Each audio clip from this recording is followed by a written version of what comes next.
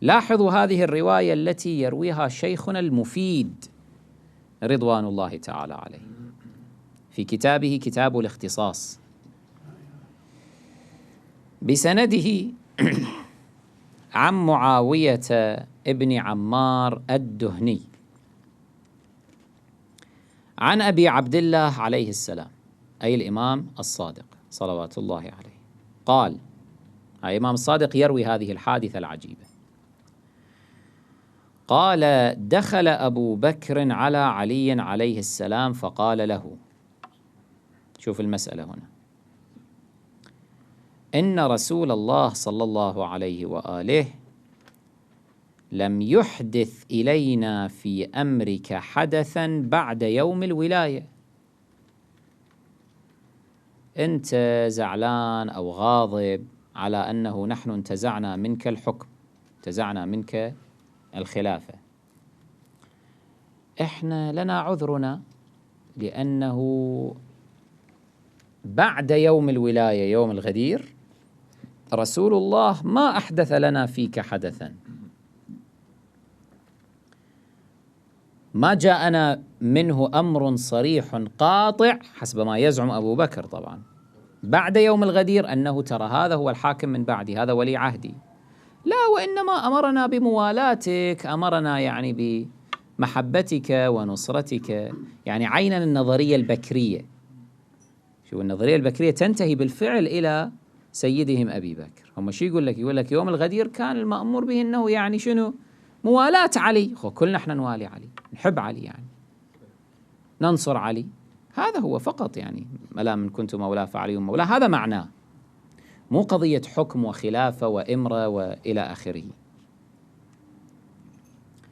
إن رسول الله صلى الله عليه وآله لم يحدث إلينا في أمرك حدثا بعد يوم الولاية. أبو بكر يقول لعلي عليه السلام: وأنا أشهد أنك مولاي، أنا ما أقول أنت مو مولاي، وأنا أشهد أنك مولاي مقر لك بذلك، وقد سلمت عليك على عهد رسول الله صلى الله عليه وآله بإمرة المؤمنين. نعم صحيح، كنت أمير المؤمنين في عهد رسول الله صلى الله عليه وآله، ولكن ماذا؟ رسول الله راح، فشنو يصير؟ مات. من كان يعبد محمدا فإن محمدا ماذا؟ مات، ملك انصرف، فخلص هذا الأمر ينتهي بعد. هذا مو قضية وحي يوحى، هذه قضية أنه النبي هالشكل ارتأى اجتهاده، بس أكثر من هذا بعد كافي، ما يصير.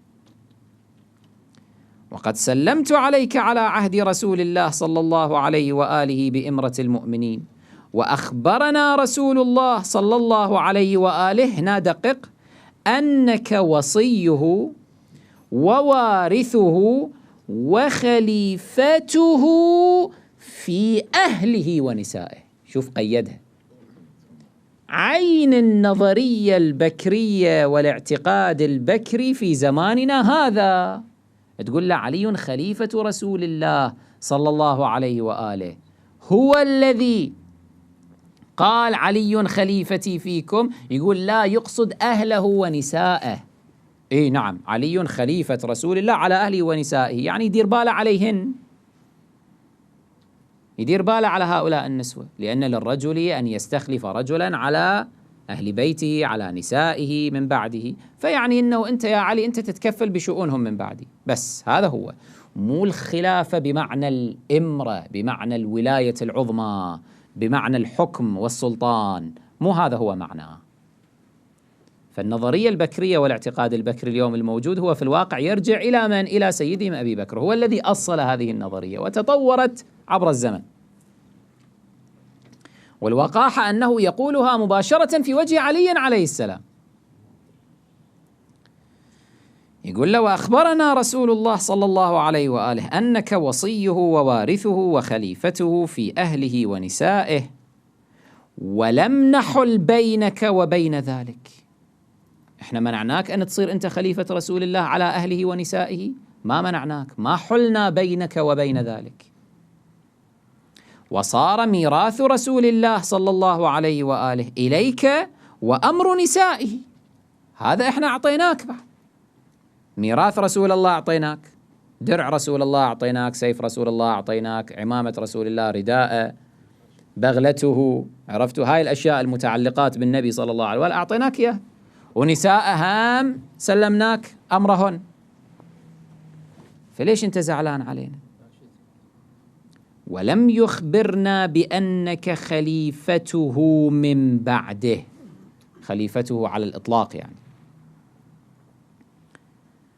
ولا جرم لنا في ذلك فيما بيننا وبينك، ما عندنا إحنا جريمة فيما بيننا وبينك لما إحنا استولينا على الخلافة، ولا ذنب بيننا وبين الله عز وجل، ماكو ذنب بيننا وبين الله في هذه المسألة. رسول الله لم يحدث لنا فيك أمرا بعد يوم الغدير، بعد يوم الولاية.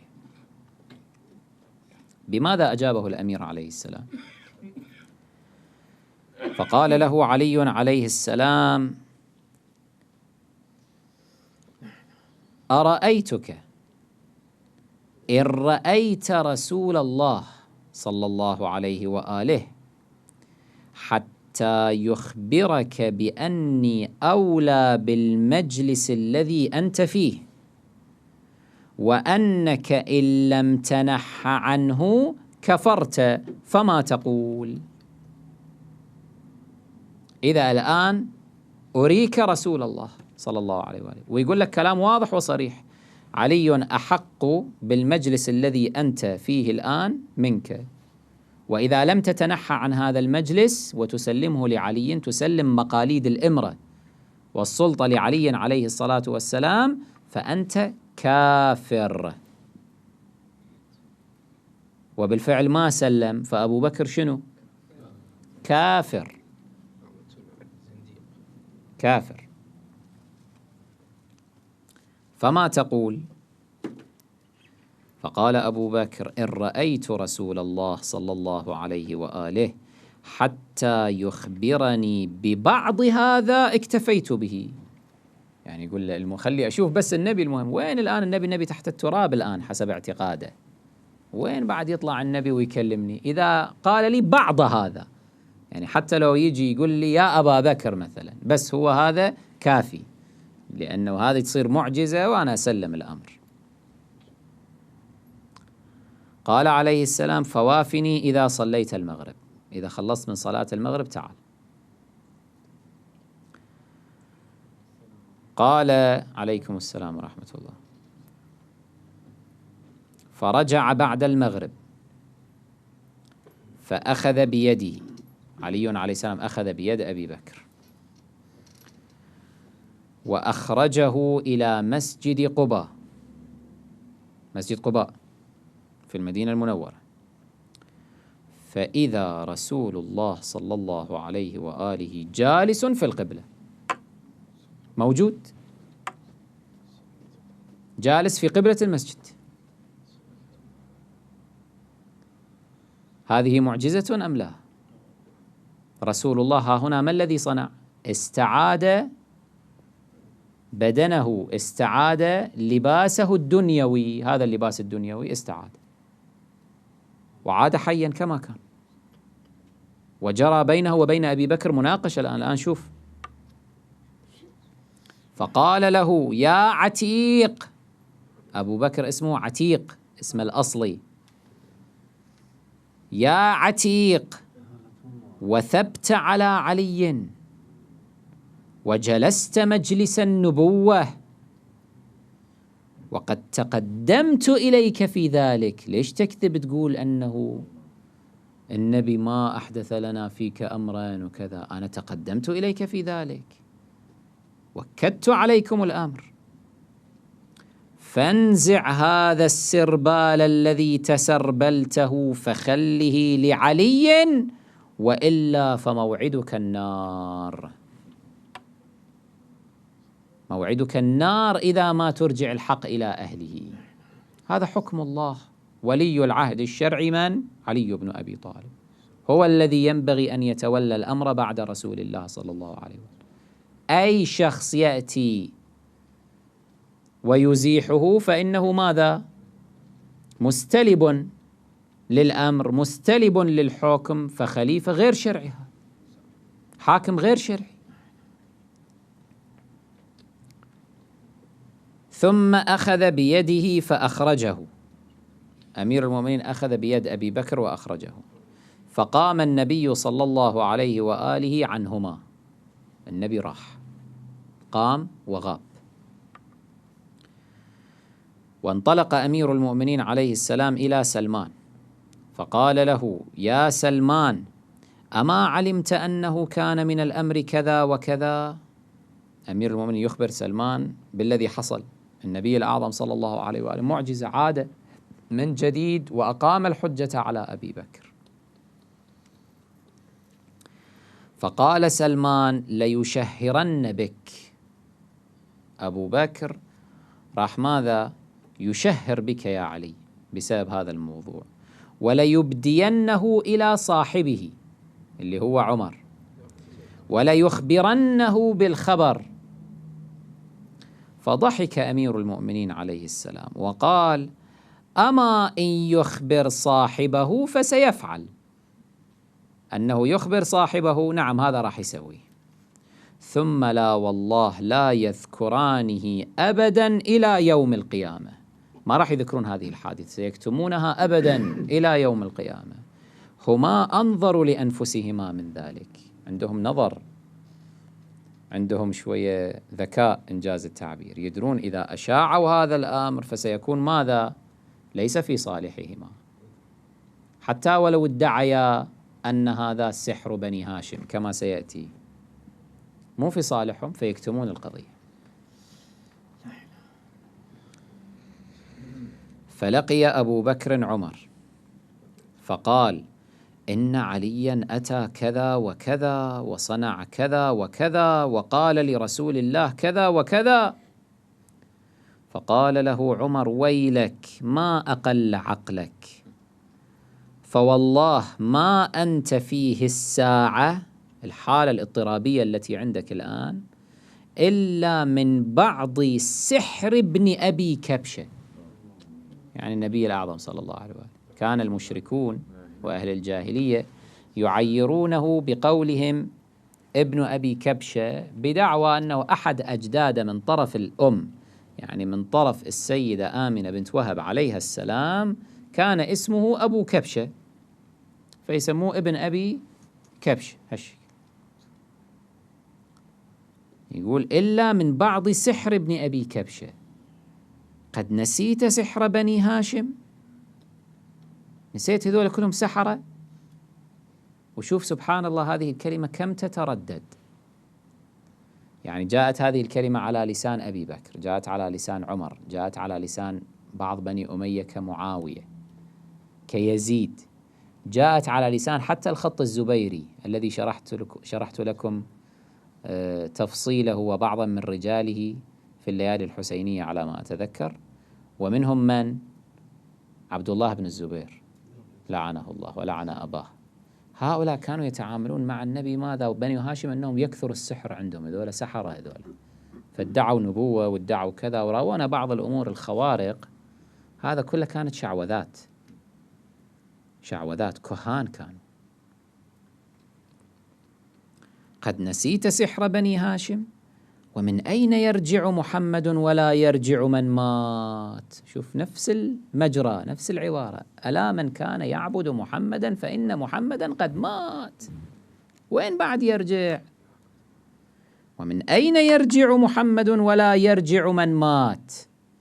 إنما أنت فيه أعظم من سحر بني هاشم، فتقلد هذا السربال ومر فيه. ثبت نفسك على الحكم، شنو رايح مرتجف وخايف؟ هذا السحر هذا. الروايات في شأن هذه الحادثة كثيرة، أنا أنتخب منها بعضا من الروايات لأنه كل رواية وصلتنا من طريق كما تعلمون، فبضم ألفاظها بعضها إلى بعض نستكشف تفاصيلها أكثر، نعرف تفاصيلها أكثر. الرواية الثانية في بصائر الدرجات عن أبي عمارة عن أبي عبد الله عليه السلام، وأيضا بسند آخر عن عثمان بن عيسى عن أبان بن تغلب عن أبي عبد الله عليه السلام أن أمير المؤمنين عليه السلام أتى أبا بكر فاحتج عليه. هنا نفهم أنه أولا كان احتجاجا من أمير المؤمنين على أبي بكر، ثم أبو بكر جاء إلى علي عليه السلام معتذرا، وهو الذي بينته رواية اختصاص المفيد، فحدث ما حدث هنا حتى يفهم المؤمنون أنه علي عليه السلام ما سكت كما يزعمون. منو قال سكت عن حقه؟ منو قال أنه ما تحرك؟ بل أوصلها إلى أقصى الحدود، أعلن الجهاد أصلا على حكومة أبي بكر وعمر، ولكن لعن الله الخونة الذين بايعوه بالأمس وخذلوه، ما استمروا معه. لعن الله أمة خذلتكم. أن أمير المؤمنين عليه السلام أتى أبا بكر فاحتج عليه، ثم قال له: أما ترضى برسول الله صلى الله عليه وآله بيني وبينك؟ فقال: فكيف لي به؟ فأخذ بيده فأتى به مسجد قباء، فإذا رسول الله صلى الله عليه وآله فيه، فقضى على أبي بكر، يعني صار الحكم على من؟ على أبي بكر. فرجع أبو بكر أو فرجع أبو بكر مذعورا، فلقي عمر فأخبره فقال: ما لك؟ أما علمت سحر بني هاشم؟ رواية ثالثة فيها تفاصيل أكثر، هذه رواها الديلمي في إرشاد القلوب عن إمامنا الصادق صلوات الله عليه، أن أبا بكر لقي أمير المؤمنين عليه السلام في سكة من سكك بني النجار. وهذا يفسر ليش أقول لازم نلاحظ كل الروايات حتى نفهم التفاصيل أكثر، لأنه رواية اختصاص المفيد تقول أبو بكر جاء إلى علي، وقد يتوهم أحدهم أنه جاء إلى منزل علي عليه السلام، في حين أننا نكتشف من مقابلة رواية أخرى أنه ماذا؟ كان في سكة من السكك، سكة من سكك بني النجار في المدينة. أن أبا بكر لقي أمير المؤمنين عليه السلام في سكة من سكك بني النجار، فسلم عليه فصافحه وقال له: يا أبا الحسن، أفي نفسك شيء من استخلاف الناس إياي؟ أنت زعلان لأنه الناس استخلفوني؟ أفي نفسك شيء من استخلاف الناس إياي وما كان من يوم السقيفة وكراهيتك للبيعة؟ والله ما كان ذلك من إرادتي. مثل حكام العرب كلهم يقولون ليش ما تعتزل تتنحى؟ يقول الشعب يريدني، أنا شنو أسوي؟ بشار الأسد هم شكل يقول له يا عمي تنحى كافي بعد، يقول الشعب يريدني، أنا شو ولا أنا ما أريد الحكم. مثل قذافي لما كان يصرخ هناك أمام بيت الصمود، شايفينه لو لا؟ قال أنا ما عندي منصب أصلا، أنا ما عندي منصب، وإلا لو عندي منصب أنا ألوح لكم بالاستقالة هالشكل أرميها في وجوهكم يا جرذان. ولكن الشعب يريدني، أنا شنو أسوي؟ حتى في مقابلته مع البي بي سي كان يقول My people want me, they will die for me، مستعدين للموت من أجلي، إلى هالدرجة. كل الطغاة هذا منطقهم. أبو بكر الطاغية الأول علم الطغاة، مدرسة الطغاة صدق، مدرسة وهم فيها دهاء ومكر وخبث. صاحب المقابر الجماعية مدرسة واقعا، أول شخص سوى مقابر جماعية في تاريخ الإسلام. طبيعي يصير واحد من أصغر تلاميذ صدام، أصغر تلاميذ القذافي. والله ما كان ذلك من إرادتي، إلا أن المسلمين أجمعوا على أمر لم يكن لي أن أخالفهم فيه، لأن النبي صلى الله عليه وآله قال لا تجتمع أمتي على ضلالة.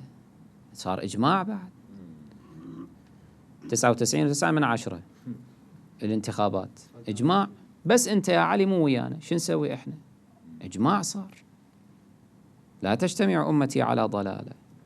فقال له أمير المؤمنين عليه السلام: يا أبا بكر. هذا كلام مهم من أمير المؤمنين عليه السلام، دققوا فيه لأنه يحل إشكالات معاصرة ترى. يا أبا بكر، أمته الذين أطاعوه من بعده وفي عهده وأخذوا بهذا وأوفوا بما عاهدوا الله عليه ولم يبدلوا ولم يغيروا. هذه أمة النبي التي يعتد بإجماعها، التي تكون ماضية على ماذا؟ على أمر النبي والوفاء بعهده، وإلا البقية هؤلاء مرتدون عن رسالة النبي صلى الله عليه وآله. لا اعتداد بإجماعهم إن أجمعوا، لا اعتداد بإجماعهم. هذا في حياتنا المعاصرة نفس الشيء. في حياتنا المعاصرة يقول لك أنه إحنا سنمضي هذا القانون الديني أو هذا العرف لأنه الأكثرية تريد هكذا، أو إجماع وقع عليه. شنو الإجماع؟ عائشة في الجنة مثلا، نقول إجماع الأمة. نقول له أي إجماع؟ أمة من؟ أنتم منو قال أمة النبي صلى الله عليه وآله؟ أنتم أمة أبي بكر وعمر وعائشة. أمة النبي الذين أطاعوه من بعده وفي عهده. في عهده أطاعوه، لو رفضوه وقالوا إن الرجل لا يهجر ما أطاعوا بعد. هذا شلون تحسبه أنه من أمة النبي؟ بعده هم أطاعوه؟ لا، داسوا بأقدامهم على أوامره وعلى كتابه. مو الشكل كما فعل عمر. شلون تقول هؤلاء أمة النبي صلى الله عليه وآله؟ أنتم مجموعة عصابة إجرامية انقلابية، اجيتوا بسقيفة بني ساعدة أخذتوا الحكم وقلتوا إحنا صار عندنا إجماع. شنو فوضى هي؟ قال له أبو بكر: والله يا علي، لو شهد عندي الساعة من أثق به أنك أحق بهذا الأمر لسلمته إليك، رضي من رضي وسخط من سخط. أبو بكر يقول لا، إذا شهد الآن عندي شنو؟ الساعة من أثق به، واحد يكون ثقة، واحد بس، واحد يشهد فقط. يعني الزهراء عليه السلام شهدت ما قبل شهادتها، هو علي عليه السلام نفسه أبدا. زين، منو بعد شهد مع علي عليه السلام؟ حسن والحسين صلوات الله عليهما، سلمان، المقداد، عمار. 12 نفر وقفوا أمام أبي بكر، خطبوا وقالوا: يا أبا بكر اتق الله وأرجع الحق إلى علي عليه السلام. أنسيت يوم غدير؟ أبو ذر قال له هذا الكلام، خالد بن سعيد بن العاص الأموي قال له هذا الكلام، حتى الزبير قال له هذا الكلام. الزبير ذاك الوقت كان في صف علي عليه السلام وأهل البيت صلوات الله عليهم. ولا فاد. مغالطات وتهربات. فعلي عليه السلام يعرف شلون يخنقه، إنجاز التعبير، يعرف شلون ما يخلي له عذر. قال: والله يا علي، لو شهد عندي الساعة من أثق به أنك أحق بهذا الأمر لسلمته إليك، رضي من رضي وسخط من سخط. فقال له أمير المؤمنين عليه السلام: يا أبا بكر، فهل تعلم أوثق من رسول الله صلى الله عليه وآله؟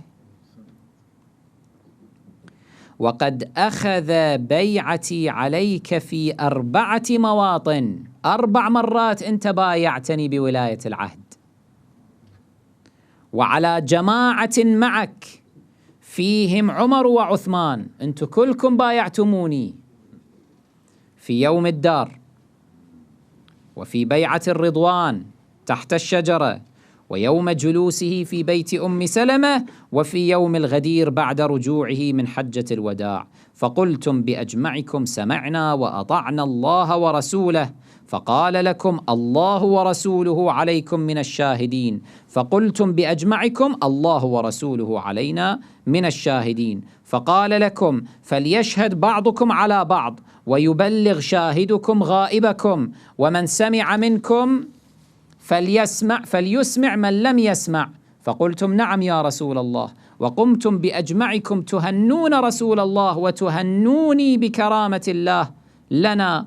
فدنا عمر وضرب على كتفي وقال بحضرتكم بخ بخ يا ابن أبي طالب، أصبحت مولانا ومولى المؤمنين. كل هذا جرى، كله نسيته، كل هذا راح، محمد قد مات، ملك قد انصرف،